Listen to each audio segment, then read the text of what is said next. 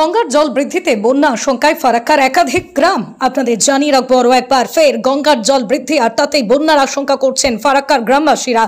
গঙ্গার জলস্তর বৃদ্ধিতে বন্যার আশঙ্কা দেখা দিয়েছে মুর্শিদাবাদের ফারাক্কা ব্লকের বেনিয়াগ্রাম পঞ্চায়েতের অন্তর্গত গঙ্গা লাগোয়া ঘাটপাড়া, আছোয়া, রঘুনাথপুর, মৎস্যজীবী পাড়া, এলসিডি ঘাট সহ একাধিক গ্রামে।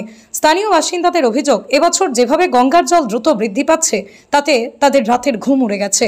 ইতিমধ্যেই প্রায় 30টি বাড়ি জলমগ্ন হয়ে পড়েছে। পাশাপাশি এলাকার বহু আম ও লিচু বাগান জলের নিচে চলে গেছে। বাসিন্দাদের আশঙ্কা, এইভাবে জল বৃদ্ধি অব্যাহত থাকলে যেমন সাধারণ মানুষের জীবনযাত্রায় চরম দুর্ভোগ দেখা দেবে, তেমনি কৃষিজমি ও বাগানের মারাত্মক ক্ষতি হবে। ফলে খাদ্যশস্য ফল উৎপাদনেও বিরূপ প্রভাব পড়তে পারে বলে মনে করছেন চাষিরা।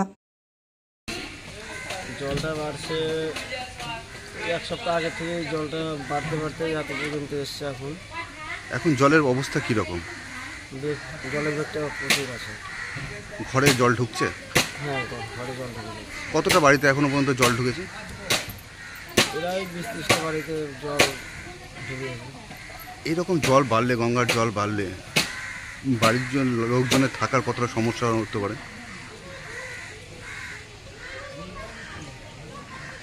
সমস্যা, প্রচুর সমস্যা হয়েছে, থাকার কোনো রাস্তাই নেই সেরকম।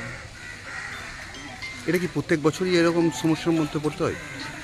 প্রত্যেক বছরই কম বেশি হয়, এইবারটাই বেশি। এবারটাই বেশি। এই জায়গাটার নাম কি? বেনিয়াগ্রাম ঘাটপাড়া। আপনার নাম? ভাষা হালদার। এলাকার বাসিন্দা? এলাকার বাসিন্দা? হ্যাঁ, এলাকার বাসিন্দা।